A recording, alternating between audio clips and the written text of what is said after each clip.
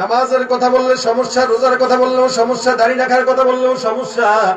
কিন্তু মাহফিলে আসে, ওয়াজ শুনে, ঠিকই সবকিছু করে, এই শোনার কোনো দাম নাই। এ মুসলমান সমাজের ভিতরে কিছু মানুষরা আছে, নামাজ পড়ে না, আবার কিছু কিছু সময় আসলে নামাজের জন্য 24 ঘন্টা মসজিদে যায়। কোন সময়টা জানেননি? যখন নির্বাচন আসে তখন দেখবেন মুসল্লির অভাব নাই। এই জন্য শুধুমাত্র কোন দিবসটাকে নামাজের জন্য নয়, মুসলমানের নামাজ শুধু জুমার দিনের জন্য নয়। মুসলমান জুমার দিনের নামাজের যেমন গুরুত্ব থাকবে, ফজরের নামাজের গুরুত্বটা ততটুকুই থাকা দরকার, ঠিক কিনা? অথচ জুমার নামাজের ভিতরে 3টা মসজিদ ভরে যায়, মাগার ফজরের নামাজে ইমাম সাহেব মুয়াজ্জিন ছাড়া কেউ নাই। এই যে এখানে যতগুলা মানুষ আছেন, ততগুলা মানুষ কি ফজরে থাকবে নাকি? বিশ্বাস হয়? থাকবে না? আপনারাই বলতেছেন জি না। তার মানে এনাদেরই পড়ার কোন নিয়ত নাই নাকি? আরে আজকের জন্য তো বলতে পারেন যে আজকে থাকবো ইনশাআল্লাহ। এবার বনি ইসরায়েলের ইনশাআল্লাহ বানায় না। বনি ইসরায়েল জাতির ইনশাআল্লাহ অবস্থা ছিল এমন যে ইনশাআল্লাহ মানে কি, যদি আল্লাহ চায়। এরা কোনো ইনশাআল্লাহ বলতো আর এটা করতো না, করার পরে বলতো আরে ভাই আমি তো বলছি আল্লাহ যদি চায়, আল্লাহ চায় নাই তো আমার কি দোষ? বুঝছেন না? আমাদের ইনশাআল্লাহ হলো ইনশাআল্লাহ। এই জন্য আমরা ইনশাআল্লাহ বলা মানে নিয়ত হচ্ছে আমার, বাকি আমি চেষ্টা করব, এটাকে সফলতা দিবেন আল্লাহ। এই জন্য আজকে অন্তত নিয়ত করেন, এখানে মাহফিল যাওয়ার পরে ফজরের নামাজটা যদি আজকে না পড়েন তাহলে মাহফিলের কোনো সার্থকতা নাই। তো আজকের জন্য ইনশাআল্লাহ ফজরের নামাজটা পড়বো ইনশাআল্লাহ। আল্লাহ সবাইকে তৌফিক দান করে বলেন আমিন। এই জন্য 24 ঘন্টা ইবাদতের পিছনে লেগে থাকার নাম ওলি বুজুর্গ না। ওলি বুজুর্গ সবচেয়ে বেশি চেয়ে যে গুনাহ থেকে বেঁচে থাকতে পারে। আমাদের দেশে অসংখ্য মানুষ আছে জিকির করে 24 ঘন্টা, রে বাপ রে বাপ, কলব এমন জারি। আবার কিছু মানুষ আছে 24 ঘন্টা মসজিদে যায় পড়ে থাকে, কিন্তু দেখেন মায়ের সাথে বাবার সাথে তার সম্পর্ক ভালো না। বোর কথায় মা বাবার সঙ্গে খারাপ ব্যবহার করে, এদিক দিয়ে পাগড়ি একটা বানছে, নামাজ 24 ঘন্টা চিল্লায়ও যায়, তবলিগেও যায়, জিকিরও করে, সব করে। ওর সারা জিন্দেগির ইবাদতের কোনো দাম নাই যদি মার বাবার সঙ্গে সে সম্পর্ক ভালো না রাখতে পারে। এই কারণে ইবাদত এটা দুই প্রকার, কেউ বান্দাকে দেখানোর জন্য করে, কেউ আল্লাহকে দেখানোর জন্য করে। আমরা কাকে দেখানোর জন্য করব? রাসূল করিম সাল্লাল্লাহু আলাইহি সাল্লাম বলেন, ভালো ইবাদত সেটা কম হোক, ওইটা যদি বান্দা আল্লাহ পাক রব্বুল আলামিনের জন্য করে, কেমন ভাবে বান্দা সেই ভালো কাজটা করবে, ভালো আমলটা করবে, রাসূল করিম সাল্লাল্লাহু আলাইহি ওয়াসাল্লাম সেটার পন্থাও জানায় দিয়েছেন। আল্লাহ রাসূল বলেন, আনতা আবুদাল্লাহা কাআন্নাকা তারা ফাইন লাম তাকুন তারাহু ফাইন্নাহু ইয়ারাক। বান্দা তুমি ইবাদতটা এমন ভাবে করবা, বান্দা তুমি আমলটা এমন ভাবে করবা, আল্লাহ রাসূল সাল্লাল্লাহু আলাইহি ওয়াসাল্লাম বলেন, ইবাদতটা যখন তুমি মন দিয়ে করবা, দিলের হালতটা এমন রাখবা যে তুমি যখন ইবাদত করতেছো, আনতা আবুদাল্লাহা কাআন্নাকা তারা, যেমন ভাবে এমন ভাবে তুমি ইবাদত করবা যেন তুমি তোমার মাওলাকে দেখতেছো। যদি তোমার আমলটা এমন উঁচু পর্যায়ে না যায়, তাহলে এমন মনের হালত রাখো যেন তোমার আল্লাহ তোমারে দেখতেছে। বান্দা যখন চিন্তা করবে আমি নামাজ পড়তেছি, দেখেন কে? বান্দা যখন চিন্তা করবে আমি জিকির করতেছি, দেখেন আল্লাহ।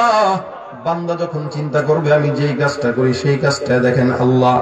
হাসান বসরি রাহমাতুল্লাহি আলাইহির কাছে ওনার একজন খাদেম ডাক দিয়া বলে, হুজুর আমার গুনাহ করতে মন চায়, আমার অন্যায় করতে মন চায়, জিনা করতে মন চায়।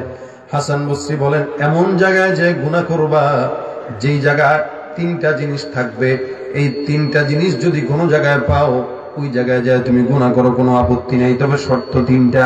1 নাম্বার হলো এমন জায়গায় যে গুনাহ করবা যেই জায়গায় আসমানের মালিক তোমারে কোনোদিন দেখবে না। এমন জায়গায় যে তুমি গুনাহ করো যেখানে আসমানের মালিক তোমারে দেখে না। বলেন তো সারা দুনিয়া এমন কোন জায়গা আছে নাকি? পানির নিচেও কে আছে? আসমানের উপরেও কে আছে? বান্দা তুমি যেখানেই যাও না কেন, নাহনু আকরাবু ইলাইহি, আল্লাহ পাক রব্বুল আলামিন বলে আমি আল্লাহ পাক কতটুকু নিকটে, মিন হাবলিল ওয়ারিদ। বান্দা আল্লাহ পাক রব্বুল আলামিনের কতটুকু কাছে, আল্লাহ পাক রব্বুল আলামিন বান্দার কতটুকু কাছে, এটা বুঝাইতে যে রব্বুল আলামিন বলেন বান্দার শারক বান্দার তত যতটুকু কাছে, আমি আল্লাহ বান্দার রগের চাইতেও বান্দার অতি অতি নিকটে। এই কারণে মুসলমান ভাইরা আমার, হাসান বসরি বলেন, এমন জায়গায় যে গুনাহ করো যেই জায়গায় রব্বুল আলামিন তোমার কোনোদিন দেখে না। 2 নাম্বার, এমন জায়গায় যে গুনাহ করবা যেই জায়গায় আল্লাহর ফেরেশতারা কোনোদিন তোমার গুনাহ লিখবে না। 3 নাম্বার, এমন জায়গায় যে গুনাহ করবা যেই জায়গায় আজরাইল জান কবজ করার জন্য কখনো যেতে পারবে না। বলেন তো সারা দুনিয়াতে এমন কোন জায়গা আপনারা পাবেন নাকি? একটা বিমানের ভিতরে আবহাওয়া ঢোকার মতো 1 ইঞ্চি পরিমাণ ফাঁকা থাকে না, সুই পরিমাণও ফাঁকা থাকে না। এরপর আমরা কখনো কখনো দেখি বিমানের পাইলট বিমান চালানো অবস্থায় দুনিয়ার জমিন ত্যাগ করলো। অনেক যাত্রীরাও দুনিয়ার জমিন থেকে বিদায় হয়ে যায় বিমানের ভিতরে। বলে এমন একটা আজরাইল ফেরেশতা, এমন একজন যেই ফেরেশতার কোন জায়গায় যাওয়ার জন্য, কোন বান্দার জান কবজ করার জন্য অনুমতির কখনো প্রয়োজন হয় না। এই জন্য বান্দা হাসান বসরি ডাক দেয়া বলেন, এমন 3টা জায়গায় যাও যেই 3টা জায়গায় গেলে তুমি গুনাহ করতে পারবা। বান্দা ডাক দেয়া বলে, এমন 3 জায়গা সারা দুনিয়ার জমিনে কোনো জায়গায় খুঁজে পাওয়া যাবে না, সুতরাং গুনাহের চিন্তাও কখনো করা যাবে না। সবচেয়ে বড় ওলি সে যে গুনাহ থেকে বেঁচে থাকতে পারে সে। আমাদের ভাইরা, যুবক ভাইরা এখন বর্তমানে মনে করে গুনাহ তো এটা পানি ভাত, এখন তো গুনাহ করে তো করে, আবার এটাকে জায়েজ বানানোর ফিকির নিয়ে করে। সমাজে যারা ঘুষখোর আছে দেখবেন, ঘুষ খায় আবার নাম পাল্টায় দিয়া জায়েজ বানায় তারপরে খায়, ঠিক কিনা? সুদ খায়, নাম পাল্টায় দিয়া খায়, সুদের নাম পাল্টায় দিয়া দিয়া বলে ইন্টারেস্ট খাই, মুনাফা খাই, আছে না নাই? ঘুষ খাইতেছে টেবিলের তল দিয়া, নাম পাল্টায় দিছে, বলে এটা ঘুষ না তো, এটা হইল হাদিয়া। কথা কয় না কেন? আবার কিছু কিছু মেয়ের বাবারা আছে, এরা ছেলের যখন বাবারা বিয়ে দিতে আসে তো ছেলের বাবা ডাক দিয়ে আসতে করে বলে, তার বিষয় আমার পোলার কিন্তু হুন্ডা খুব পছন্দ, তো কি করবো, হুন্ডা দেবো, যৌতুক চান? হ্যাঁ, যৌতুক না, আস্তাগফিরুল্লাহ, আস্তাগফিরুল্লাহ, নাউযুবিল্লাহ। আমরা নামাজি কালামি হাজী সাহেব, আমি যৌতুকের কথা বলতে পারি। তাহলে বলতেছেন যে কেন বলে রাখলাম আপনার আমার ছেলের কি কি পছন্দ এটা তারপর জানা দরকার আছে। হুন্ডাটা খুব পছন্দ, যদি পারলেন দিলেন আর কি, বুঝেন না, হাদিয়া হিসেবে জামাইরেই তো দিবেন, আমার ছেলেরা দেওয়া না, তার মেয়েরই দেওয়া। একটু ইঙ্গিত দিয়া দেয়। ছেলে হুন্ডা নিয়ে মাশাআল্লাহ খুব বেশি চালায়, বন্ধু বান্ধবরা কয় কিরে যৌতুকের জিনিস খায়, বেটা যৌতুক কিসের, এটা গিফটের জিনিস বেটা। সুদ খাইতেছে, নাম পাল্টা দেয় ইন্টারেস্ট। আবার কিছুদিন পরে মানুষ যদি বলে এটা হারাম, বলে না না না এটা মুনাফা, মিয়া আরবি নাম দিয়ে দিছে, জায়েজি নাম মনে করছে, আরবি নাম, এটা মনে হয় জায়েজ হয়ে যাবে, এদের নাম পাল্টায় দিতেছে, বাস ইন্টারেস্ট, মুনাফা, ঘুষ, হাদিয়া, যৌতুক, গিফট। তা আমিও বলবো নাম পাল্টায় দিলে যদি জায়েজ হয়ে যায়, তাহলে পাতলা পায়খানা, পেট খারাপ হলে যেটা হয় এটা ডান মনে করে খান, জায়েজ হয়ে যাবে। সম্ভব এটা? ওইটার চেয়ে এটা আরো ভালো, কারণ হারাম খাবেন, ইবাদত কবুল হবে না, চিরস্থায়ী জাহান্নাম, ঠিক কিনা জোরে কন? ওইটা খাইলে তো আর জাহান্নাম না। যার কারণে আমি বলি, সুদ যারা খায়, সুদ খাওয়ার চাইতে, ঘুষ খাওয়ার চাইতে ওইটা খাওয়ার অনেক ভালো। এই জন্য দেখবেন এক একজন মানুষ যারা সুদ খায়, ঘুষ খায়, এদের অবস্থা কি? এরা দুনিয়ার জমিনে যদিও হয়তো সাময়িক সময় ভালো মতো চলতে পারে, কিন্তু দেখবেন আল্লাহ পাক এমন জায়গায় মাইর দিয়া দেয়, হয়তো ছেলে একটারে প্রতিবন্ধী বানায় দিবে, না তো বেয়াদব হবে, না তো বউটারে এমন অসুস্থ বানাবে, সিঙ্গাপুর নিয়েও কোনো সুস্থতা মিলবে না। হয় না? হয় না? কারণ সুদের টাকা, ঘুষের টাকা জনগণের মারা টাকা, ওই জনগণের থেকে টাকা মেরে কোনোদিন বড়লোক হওয়া যায়, আমাদের শান্তি পাওয়া যায় না, ঠিক কিনা বলে? এই জন্য বলতে চাই, যারা শিক্ষার ঝুলি মাথায় নিয়েও এই সমস্ত অন্যায়ের কাজ করে, এরা শিক্ষিত শয়তান, ঠিক কিনা বলে? নীতিরই আখড়ায় বসে জাহির করে জ্ঞান, কলম দিয়ে কামায় টাকা, আবার ধরে সাধুর ভান, ওরা শিক্ষিত শয়তান, ওরা শিক্ষিত শয়তান, ওরা শিক্ষিত শয়তান, ওরা শিক্ষিত শয়তান।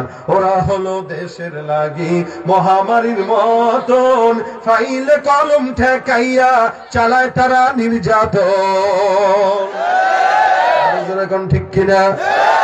ওরা হলো দেশের লাগি মহামারীর মতন, ফাইলে কলম ঠেকাইয়া চালায় শুধু নির্যাতন। ঘুষের টাকায় ওদের ভুরি, ঘুষের টাকায় ওদের ভুরি, করে যে টান টান, ওরা শিক্ষিত শয়তান, ওরা শিক্ষিত শয়তান, ওরা শিক্ষিত শয়তান, ওরা শিক্ষিত শয়তান। আছে না? ভাইরা আমার, কোন বান্দা যদি এই চিন্তা করে আমি যা করতেছি আমার আল্লাহ দেখেন, কে দেখেন? সুদ খাইতে গেলেও আল্লাহর ভয় ঢুকবে না? ঢুকবে না? ঘুষ খাইতে গেলেও আল্লাহর চিন্তা আসবে না? আসবে না? আসবে। যদি চিন্তা যখন বান্দা আসবে, এই কারণে আল্লাহওয়ালা বুজুর্গরা, অনেক বুজুর্গদের জীবনীতে পাওয়া যায়, ইনারা নিজেদের ঘরের ভিতরে দেয়ালের ডান পাশে, বাম পাশে, উপরে, চতুর্দিকে একটা কথা সুন্দর করে লিখে রাখতেন, কি? আল্লাহ দেখতেছে। এই কথাটা যখন বান্দা লিখতো, তখন দেখা যায় গুনাহ করতে গেলেও ওই লেখাটা যখন চোখে পড়ে, তখন অটোমেটিক আল্লাহর ভয়ে গুনাহ থেকে হেফাজত থাকা যায়। এ মুসলমান ভাইরা আমার, হাদিস শরীফে এই কারণে রাসূল করিম সাল্লাল্লাহু আলাইহি ওয়াসাল্লাম বলেন, প্রত্যেকটা বান্দা গুনাহ করবে, এটাই স্বাভাবিক। তবে বান্দা, আল্লাহ পাক রব্বুল আলামিন ক্ষমার জন্য আসমানের ভিতরে বান্দার জন্য অপেক্ষা করে। বান্দা তার জীবনে যদি এমন কোন আমল করে যে আমলটা বান্দার নাজাতের উসিলা হয়, যেমন নাকি আল্লাহ পাক বলেন, লিয়াবলুয়াকুম আইয়ুকুম আহসানু আমালা, অসংখ্য আমলের ভিতরে, অসংখ্য কাজের ভিতরে আল্লাহর বান্দা, কোন বান্দা যদি ইবাদত করে ভালো নিয়তে, ওইটা যদিও হয় ছোট, যদিও সংখ্যায় হয় কম, কিন্তু ছোট কাজটা নাজাতের জন্য হয়ে যায় যথেষ্ট। রাসূল বলেন, আখলিস দীনাকা ইয়াকফিকাল আমালুল কলিল, তুমি তোমার ঈমানটাকে খাঁটি করো, অল্প আমল নাজাতের জন্য কি হবে?